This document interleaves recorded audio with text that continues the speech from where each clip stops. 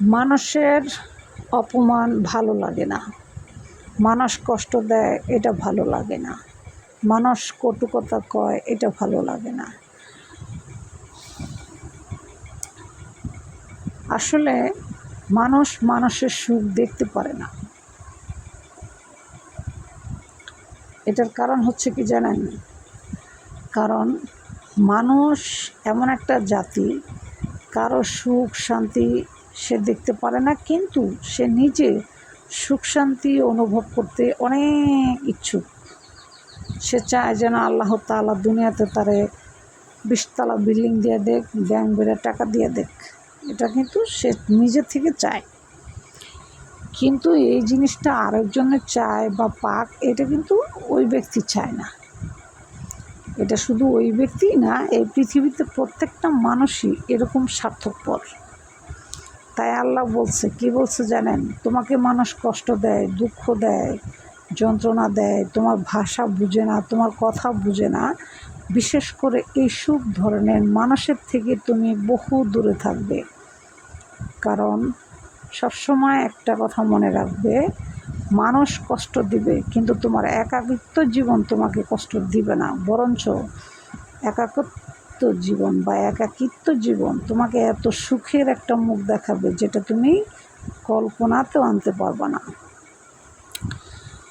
কারণ মানুষ হচ্ছে স্বার্থপর, স্বার্থ ফুরিয়ে গেলে চলে যায়, কিন্তু একাকিত্ব জীবনটা সে স্বার্থ খুঁজে না, সে তোমাকে সঙ্গ দিবে।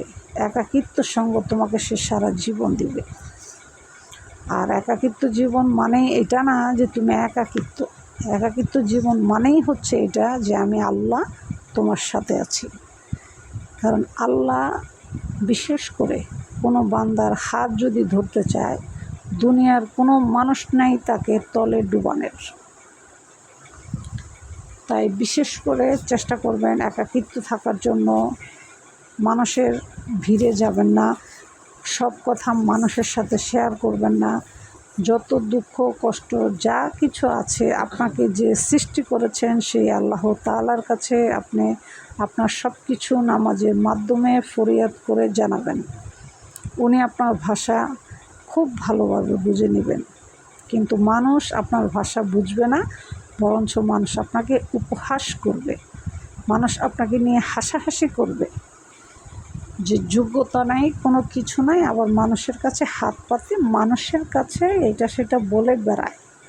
মানুষ আপনাকে এভাবে উপহাস করবে। তাই আমি মনে করি মানুষের উপহাসের পাত্রী না হয়ে আল্লাহ তাআলার কাছে ফিরে আসেন আর সারা জীবন একাকিত্ব জীবন কাটানোর জন্য চেষ্টা করবেন। একাকিত্ব জীবন আপনাকে এত সুখ আর এত শান্তি আইনা দিব যে শান্তি আপনাকে কখনোই 100 লোকের মাঝখানে থাকার পরও আপনি পাবেন না। এটা হচ্ছে চিরন্তন সত্য কথা। তাই একাকিত্ব থাকবেন আর বেশি বেশি আল্লাহ তাআলাকে স্মরণ করবেন, সেটা জিকিরের মাধ্যমে।